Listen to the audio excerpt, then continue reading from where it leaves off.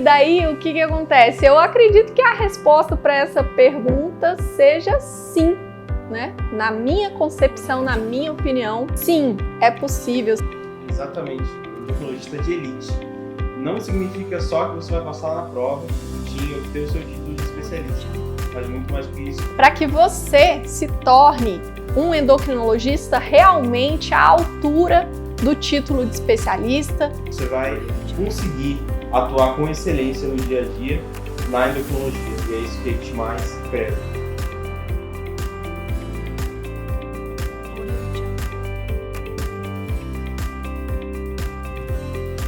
Seja muito bem-vindo, muito bem-vinda ao podcast Rumo ao Team. Eu sou o Brian Ramires. E eu sou a Mona Lisa Azevedo. E nesse podcast nós discutimos as estratégias e outros assuntos interessantes para te ajudar a obter o seu título de especialista em endocrinologia. E na verdade, nesse podcast, a gente faz mais do que isso, né? A gente quer te mostrar os caminhos para que você se torne um endocrinologista realmente à altura do título de especialista, que possa exercer a endocrinologia com competência, ou seja, que você se torne um endocrinologista de elite. Exatamente, um endocrinologista de elite. Não significa só que você vai passar na prova do TIM e obter o seu título de especialista, mas muito mais que isso, como a doutora Mona Lisa falou, você vai conseguir atuar com excelência no dia a dia na endocrinologia, e é isso que a gente mais preza. O tema do episódio de hoje é possível ser endócrino sem ter residência? E aí, Mona Lisa, o que você acha disso? Primeiro, eu não falei, né, gente? Pelo menos nesse episódio eu não falei, mas eu sou endocrinologista. E daí, o que acontece? Eu acredito que a resposta para essa pergunta seja sim, né? Na minha concepção, na minha opinião, sim, é possível ser endocrinologista mesmo sem fazer residência médica.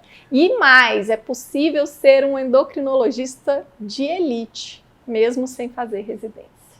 Mas antes dela explicar o porquê, eu quero saber, doutora Mona Lisa, o que é endocrinologia para você?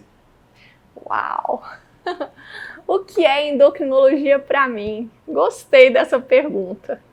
Não estava esperando essa pergunta, não. Então, a endocrinologia é uma especialidade eminentemente ambulatorial, né? Isso porque a maioria das doenças endócrinas são doenças crônicas e que podem ser manejadas, né, tanto para diagnóstico quanto para tratamento, em nível ambulatorial, né? Então, a gente interna pouco os nossos pacientes, né? Indicações de internação em endocrinologia são pouco comuns. E eu digo pouco comuns em comparação com outras especialidades, né? É lógico que a gente tem, sim, indicação de internação, né? E se a gente pensar no diabetes, por exemplo, né, que é uma doença muito prevalente, muito comum, muitas vezes os pacientes diabéticos vão precisar ser internados. Acontece que, por serem doenças crônicas, e aí eu estou dando o exemplo do diabetes, então o que acontece? Ao longo da vida, esse paciente ele vai conviver com o diabetes. E, na maior parte das vezes, ele vai precisar de um atendimento ambulatorial. E algumas vezes ele vai precisar de internação. Então, quando a gente faz essa contabilidade, né? Quando a gente faz essa estatística, melhor dizendo, contabilidade, parece um termo que não se encaixa muito aqui, né? Mas quando a gente faz as estatísticas, a gente vê que o endocrinologista ele vai trabalhar muito mais no consultório ou no ambulatório do que no hospital, né? Acompanhando pacientes internados. Olha, você fez a pergunta e a pergunta é meio que assim... filosófica, né? Então eu vou responder de uma forma o que é endocrinologia para mim, né? Então é o seguinte, como que eu vejo a especialidade em endocrinologia? É uma especialidade que para sua prática, né, ela vai requerer uma abordagem sistêmica do paciente. Só a título assim de comparação. Quando, por exemplo, dermatologia. Dermatologia é uma especialidade mais visual, que eu chamo. O que eu quero dizer com isso? Eu quero dizer que um bom dermatologista é um médico bem treinado para olhar uma lesão de pele e, a partir daquelas características visuais, né, da aparência da lesão, ele já é capaz de formular hipóteses diagnósticas e, em muitos casos, de dar o diagnóstico, né? De cara, bater o olho, é isso.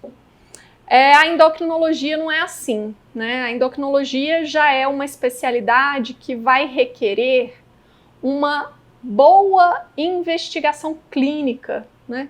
Para você exercer bem a endocrinologia, você precisa examinar o paciente, conversar com o paciente e raciocinar com hipóteses diagnósticas. Mas isso daí não basta, né? Isso daí é o primeiro passo.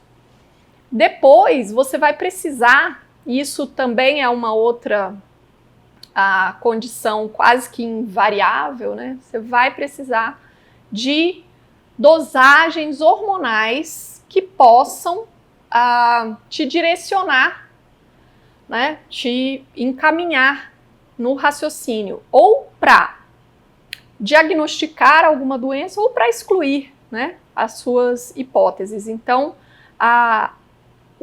os testes hormonais, né, complementares, as dosagens hormonais, vão ter um papel importantíssimo, central também, né, que seria o de direcionar o seu raciocínio. Então, uma vez que você examina o paciente, que você conversa com ele, você formula hipóteses, né? Então você tem perguntas e daí os testes hormonais vão servir para responder às suas perguntas. Quer dizer, ou vai de encontro, né, àquela sua hipótese diagnóstica, ou descarta aquela sua hipótese.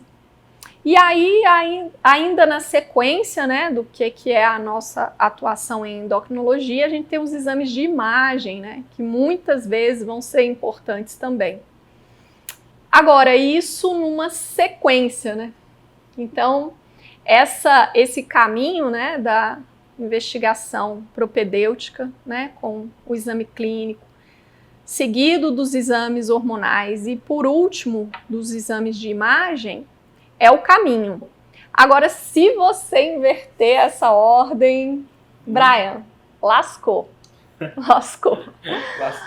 Lascou. Por quê? Porque se você solicitar dosagens hormonais sem ter hipóteses diagnósticas, a chance de você ver resultados de exames que vão mais te confundir do que esclarecer é grande. Grande. Olha, eu tô dizendo que é grande mesmo. Não, mas sério. Então, assim, e a outra coisa é, se você solicitar exames de imagem antes de ter o seu diagnóstico estabelecido pelos testes bioquímicos, você corre grande chance de cair em armadilhas, né?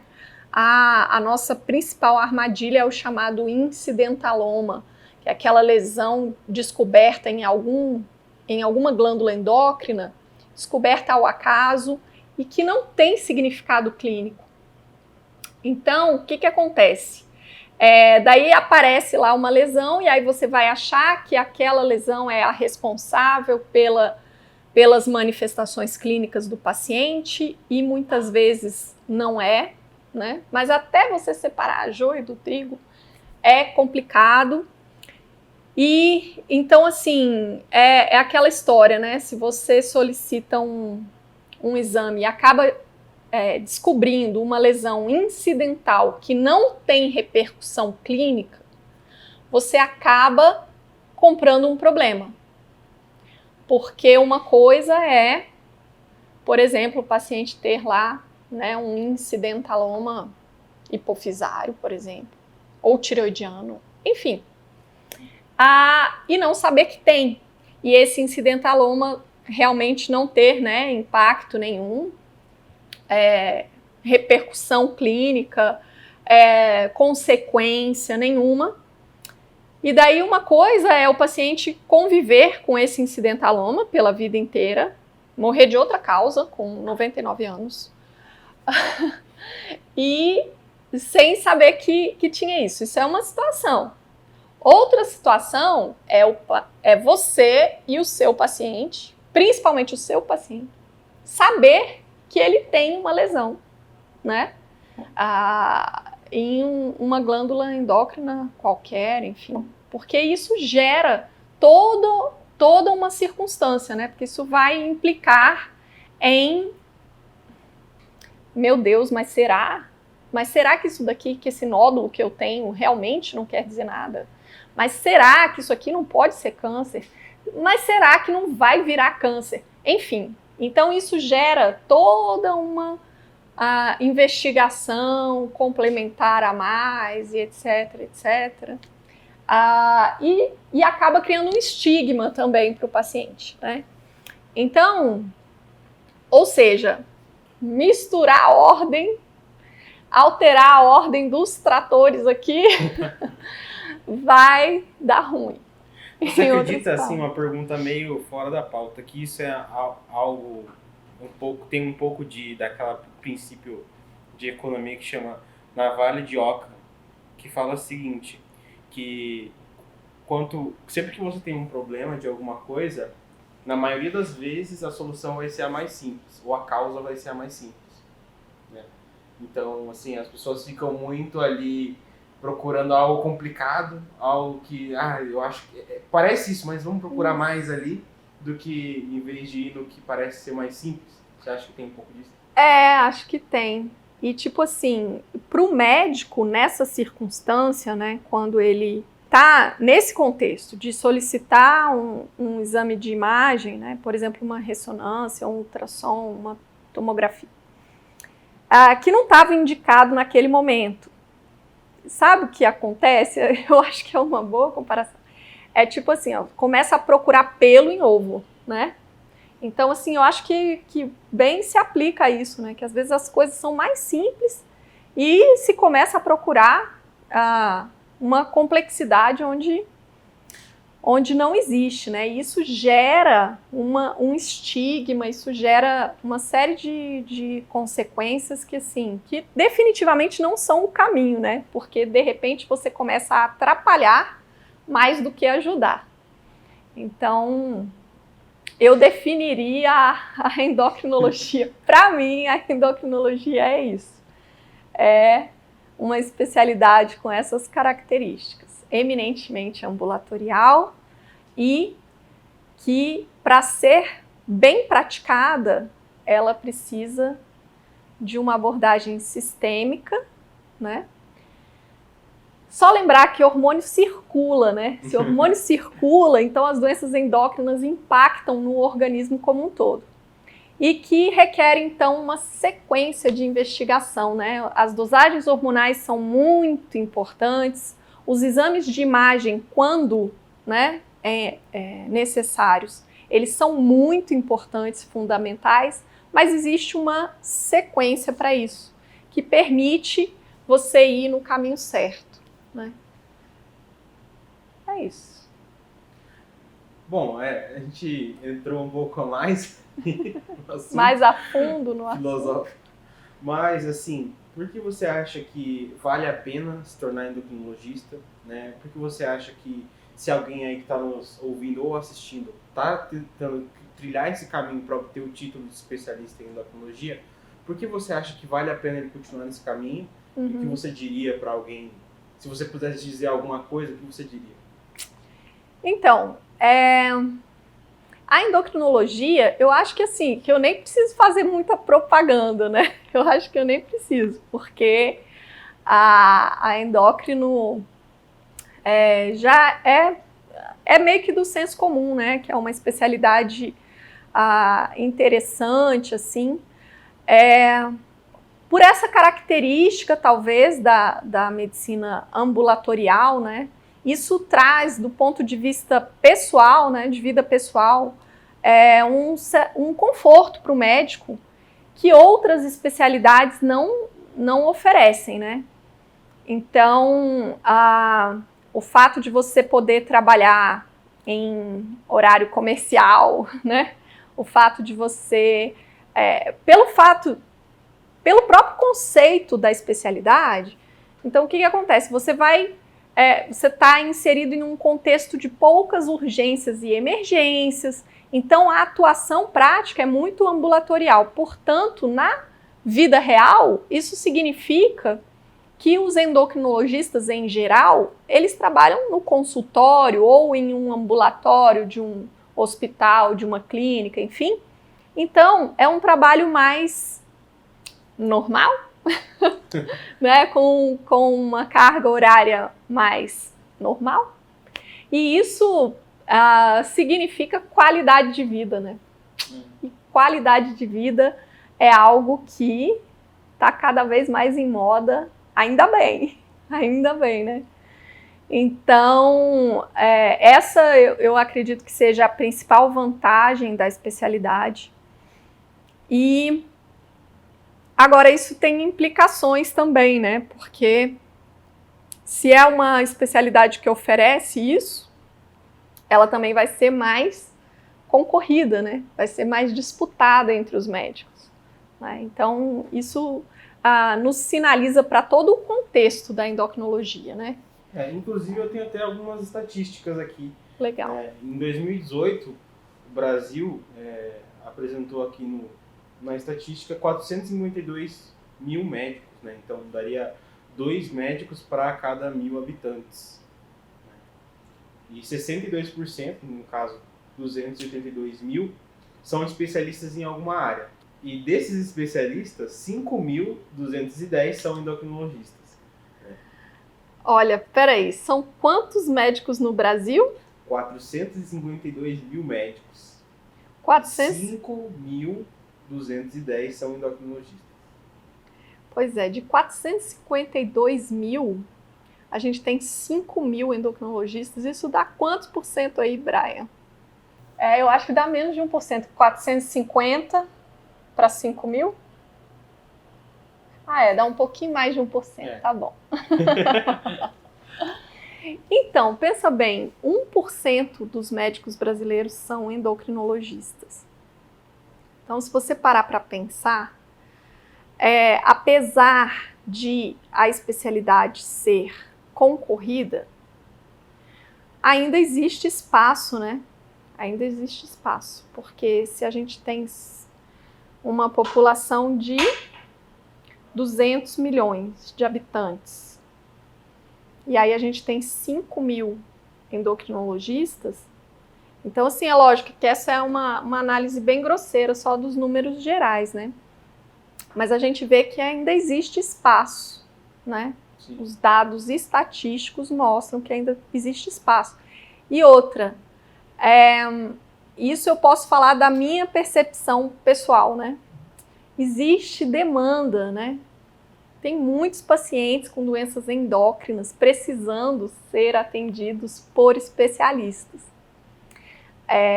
Então, assim, isso significa dizer que apesar da concorrência, né, que essa concorrência, ela vai estar mais concentrada em grandes centros, né? Porque se a gente olha o Brasil como um todo, a gente vê que ainda tem muito espaço para endocrinologistas. Certo, e só para assim, a gente fazer um contraste, quais que são os caminhos oficiais, entre aspas, para se tornar um endocrinologista? E assim, sem residência, quais seriam as possibilidades para se tornar um especialista em endocrinologia? Tá, olha só. Os caminhos são somente oficiais, né?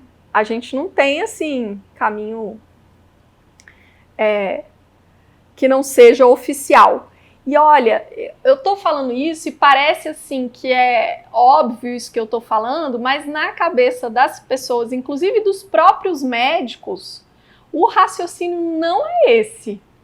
Então, olha só, você vai entender o que eu estou querendo dizer.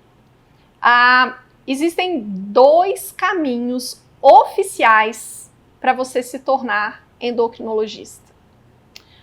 Ou você faz residência, e aí, pelo caminho da residência, você tem que fazer residência em clínica médica, que são 2 anos, e depois você fazer outros 2 anos de residência em endocrinologia.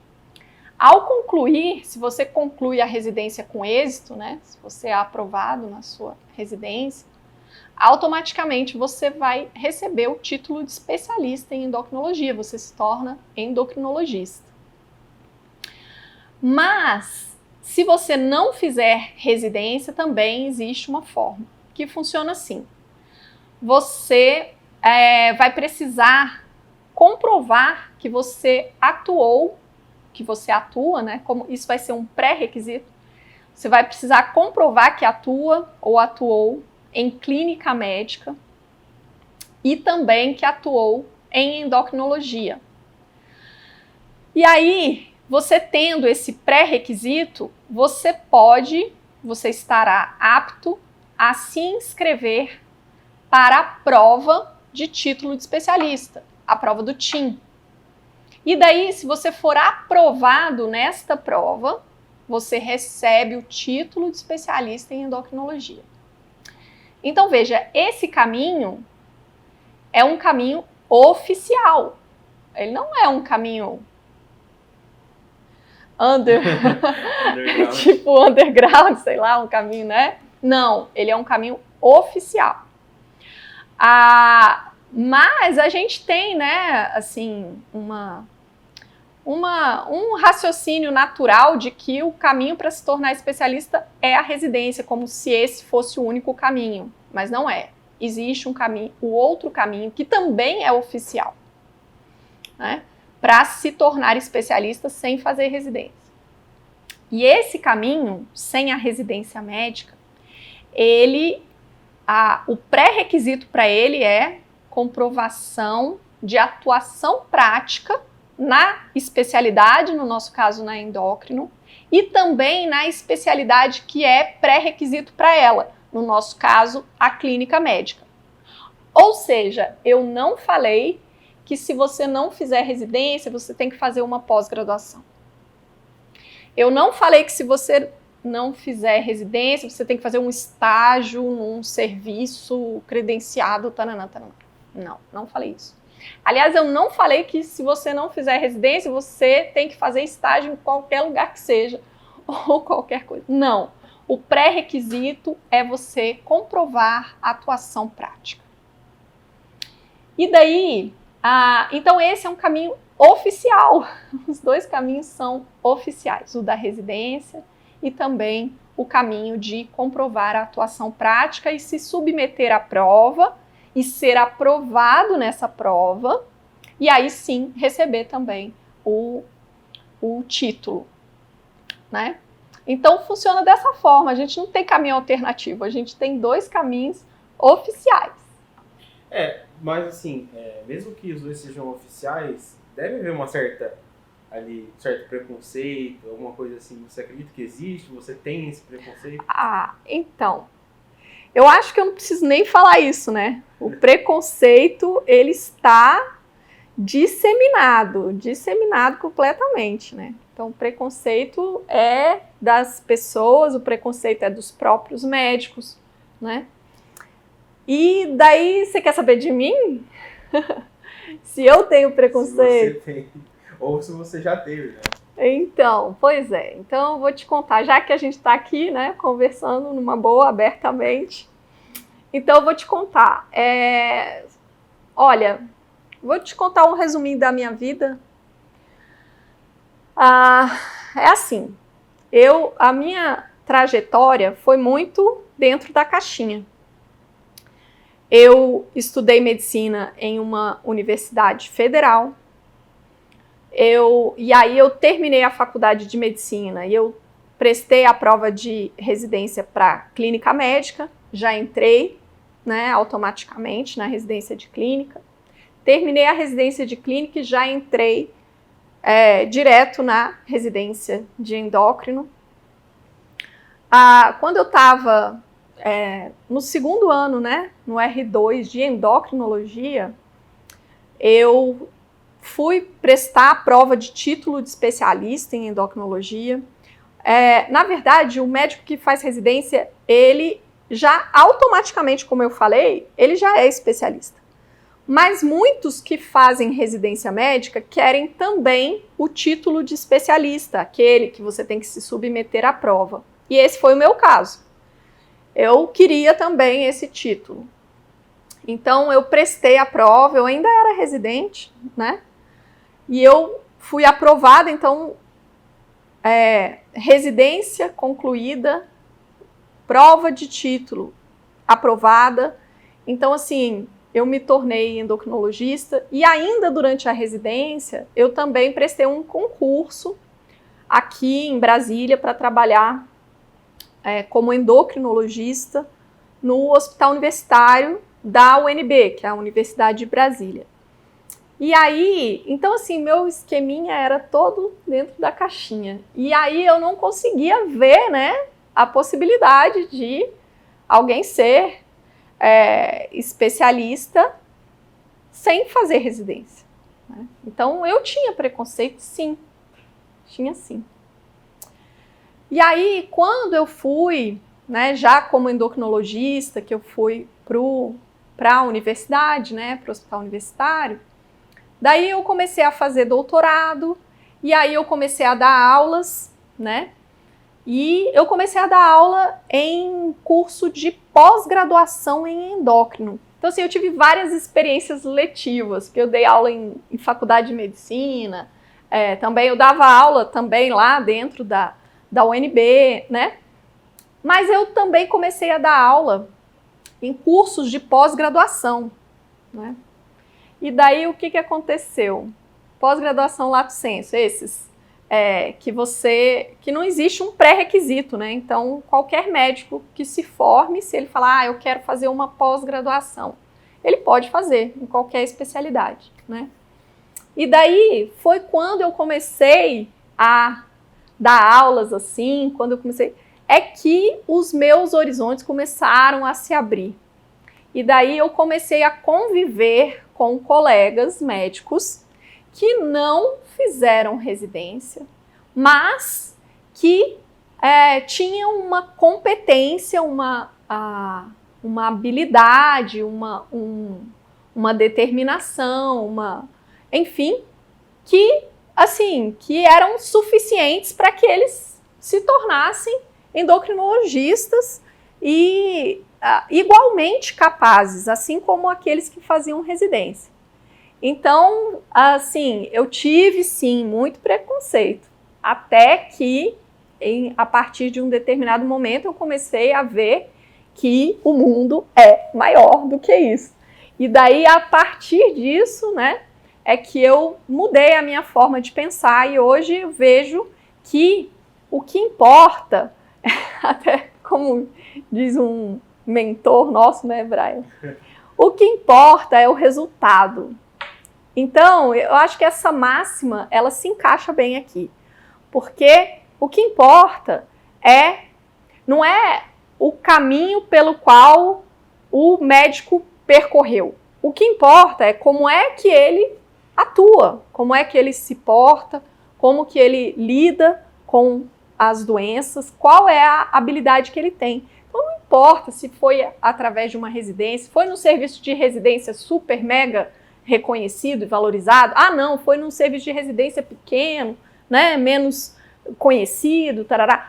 Não foi residência, ele estudou sozinho, fez uma pós-graduação, acompanhou a vida inteira o pai, que também é endocrinologista, e aí foi aprendendo e foi estudando e se submeteu à prova. Enfim, não importa, né?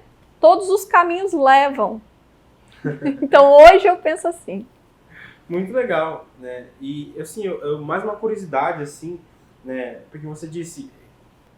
E, assim, como é o tema do nosso podcast de hoje, sobre os médicos que não fazem residência, eu queria saber, assim, mais como curiosidade, o que motiva o médico, ou quais são as causas o porquê que ele não consegue fazer residência, ou nem todos conseguem fazer residência, né? É uma questão de escolha, é o que exatamente que motiva o médico a não fazer residência? Então, na verdade, o que acontece? Em primeiro lugar, eu acho que essa é a principal justificativa, né? A principal razão é que não tem vaga de residência para todo mundo. Fato é que a gente forma muitos médicos, né? A gente tem muitas faculdades de medicina, muitas mesmo, além até talvez do que a gente precise, mas a gente tem poucas vagas de residência. Então isso daí vai automaticamente selecionar, né? Porque você vai ter só alguns que vão conseguir entrar para a residência, né? E agora, também existem outras circunstâncias, né? Às vezes tem situações individuais. Então, por exemplo, uma pessoa que por motivos familiares, já teve filho, está casado, tem filho para criar, não sei o quê, para fazer residência teria que se mudar para outra cidade, ter uma dedicação de 60 horas semanais para receber apenas uma bolsa. Enfim, isso pode não ser possível, né, para vários médicos. Então, isso pode não ser uma opção, né? Além dessa questão da concorrência pelo fato da gente ter um número de vagas muito pequeno, né, de treinamento de residência, em comparação com o número de médicos que a gente tem formados todos os anos. Eu inclusive fiz essa pergunta porque, pela sua resposta, ela fundamenta ainda muito mais o que você disse anteriormente, né, que o médico, não existe a diferença entre o médico que faz ali ou aqui. É mais o resultado que ele gera, as habilidades que ele tem, a maneira como ele lida com os pacientes. Então, tipo assim, não é algo muito por falta de competência ou coisa do gênero. É mais por conta das coisas que você citou, né? Então, assim, esse preconceito que existe, ou que existia, quanto à diferença do médico que faz ou não residência, ele realmente não tem um fundamento sólido, assim. É mais ele é um preconceito mesmo, né? Na concepção da palavra, sem Exatamente. dúvida. É isso aí. E assim, você até citou algumas coisas, mas como é que o médico que não faz residência consegue obter, quais são os caminhos que ele pode fazer para obter os conhecimentos que ele teria na residência, né? Você citou alguns, às vezes acompanhei alguém ali informalmente, trabalhei em tal lugar. Quais são os caminhos? Então, o caminho mais procurado, né, pelos médicos é, sem dúvida, as pós-graduações, né? Então, assim, esse é o caminho que mais frequentemente os médicos procuram. Agora, esse também não é o único caminho, né? Então, assim, outras formas de aprendizado, igual eu estava falando, também são possíveis, inclusive porque uma coisa que é importante, que eu acho que muita gente não sabe, é que frequentar uma pós-graduação não é pré-requisito para se inscrever na prova de título. Então, se você não fez residência e quer fazer a prova de título, você só precisa comprovar a atuação prática em clínica médica e em endocrinologia. Se você tiver um certificado, um diploma de que você frequentou, né, uma pós-graduação, 2, 3, sei lá, a melhor, que sei lá das quantas, isso não vai ser válido, não vai ser útil. Então, um outro colega que não tenha feito pós-graduação, ele igualmente vai poder se submeter à prova. Então, assim, o caminho da pós-graduação é o que vem à cabeça e é o que é utilizado na maioria das vezes, né? Mas não é um caminho obrigatório, né? Ele é um caminho possível, mas existem outras alternativas também. E você se lembra de alguma história de alguém que criou esse caminho alternativo e funcionou, conseguiu obter o título de especialista, né? Conseguiu atuar na área sem fazer residência? Então, conheço, né? Conheço sim.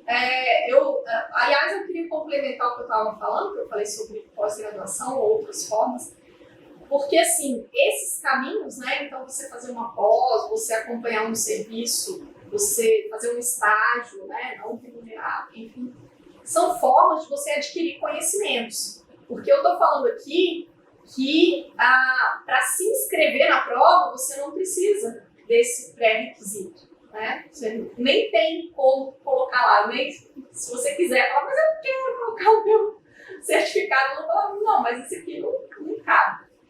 Então, mas esse é o caminho de aprendizado, né? Porque se você não está dentro da residência, você tem que procurar um caminho de adquirir conhecimentos para que você possa, uma vez inscrito na prova, para que você tenha chance de ser aprovado, né? Porque também, se você não se preparar, se você não tiver conhecimentos na área, também não vai dar certo. Mas então você me perguntou se eu conheço alguma história. E agora eu estou me lembrando da história da Renata. Então a Renata, ela fez residência de clínica. Ela mora aqui em Brasília, inclusive. Ela fez residência de clínica e depois ela queria fazer endócrino, mas ela não conseguiu passar na prova de residência. E aí ela resolveu estudar, né, por conta própria. Ela passou a acompanhar uma parente que é endocrinologista, e aí ela fez o meu curso, que na época em que o meu curso era presencial, ela fez o meu curso e ela devorou o curso, tipo assim, estudou muito. E aí ela prestou a prova do TIM e ela passou na primeira tentativa, foi aprovada e hoje é uma endocrinologista de elite, né, que trabalha com competência, né, então atuando na especialidade. Muito legal. Mas assim, você não acha que esse pode ser um caso isolado também, de repente? Porque é legal dar mais de um exemplo, porque às vezes pode parecer, com ela consegue porque é ela. Mas e eu, entendeu? Então eu acho importante assim também. É claro que aqui nesse canal. Será que o caso da Renata foi um caso isolado? Então, nesse canal, se você está vendo pelo YouTube, se estiver ouvindo por outra plataforma, você pode ir lá checar depois. Tem vários estudos de caso de vários médicos, né, que são endocrinologistas de elite, se tornaram, né, através do método do EPM. Mas, assim, é legal também ouvir histórias da Mona Lisa, porque eu estou vários anos nessa área de instrução para os médicos que querem se tornar endocrinologistas. Então, eu acho que é uma boa.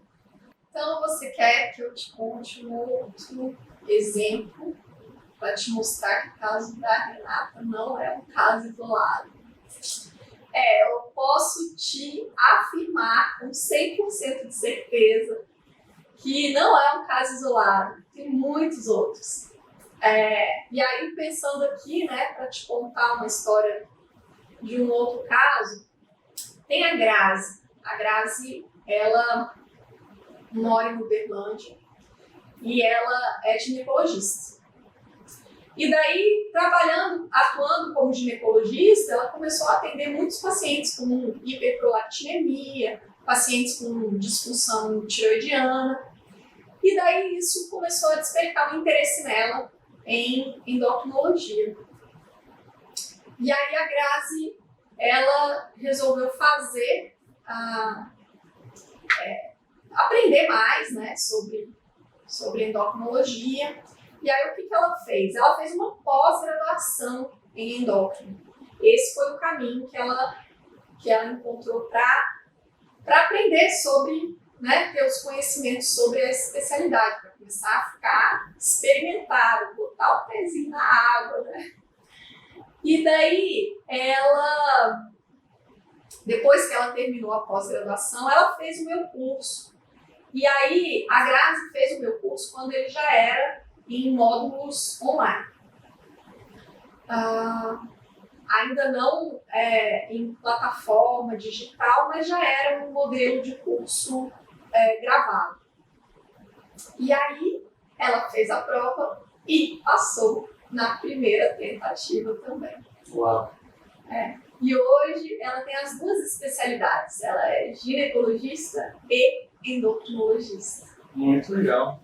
E essa história vai servir de deixa, porque o tempo está voando e a gente vai ficando por aqui com esse episódio e eu te vejo no próximo episódio. Meu nome é Brian Ramires e hoje eu estive aqui com a Monalisa Azevedo. E a gente se encontra no próximo episódio do podcast Rumo ao Tim.